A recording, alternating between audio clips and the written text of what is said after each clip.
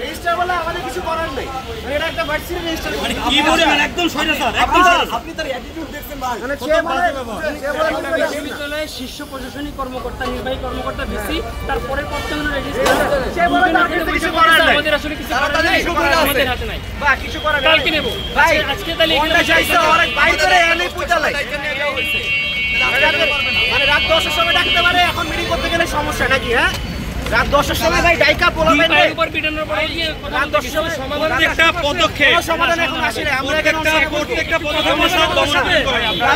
তারা ধরে বসে আছে, আমরা ইস্তেমা করছি, আরেকটা মন্ত্রণালয়কে সংবাদ সম্মেলন করি, আমরা ওয়ালটন আবারও মিলিয়নিয়ার অফারে ওয়ালটন ফ্রিজ কিনে আপনিও হয়ে যেতে পারেন মিলিয়নিয়ার।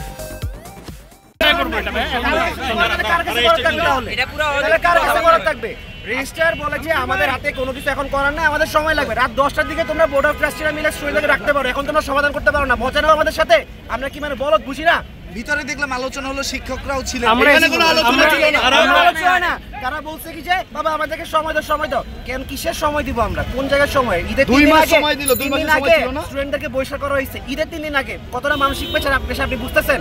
এখন আমরা বললাম এখনই সমাধান করতে না, বোর্ড অফ ট্রাস্টি মিটিং কালকে। কেন রাত 10টার দিকে যখন শিক্ষার্থীদের বোর্ড অফ ট্রাস্টি মিটিং ডাকতে পারে, এখন তাদের সমস্যা কোথায়? তাদের শুধু আমাদের মানে হয়রানি ছাড়া কিছু নাই। এই ধরনের যে ফ্যাসিস্ট যেসব প্রতিষ্ঠানগুলো আছে, যেসব প্রতিষ্ঠানের প্রতি কড়াকড়ি ব্যবস্থা না নেওয়া যেতে পারে, তাহলে বাংলাদেশের ছাত্রদের অবস্থা সামনে খুব বাজে অবস্থা যাবে। এখন আপনাদের পদক্ষেপ কি?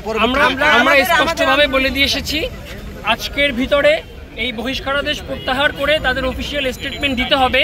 শুধু তাই না, বিকালের ভিতরে অবশ্যই শিক্ষা মন্ত্রণালয় এবং স্বরাষ্ট্র মন্ত্রণালয়ের থেকে প্রতিনিধি এখানে এসে আমাদের সাথে দেখা করতে হবে। কেন আসলে শিক্ষা মন্ত্রণালয় এতদিনেও আমাদের বিষয়টা সমাধান করতে পারেনি এবং কেন স্বরাষ্ট্র মন্ত্রণালয় থাকার পরেও আমাদের উপরে পুলিশ হামলা করছে।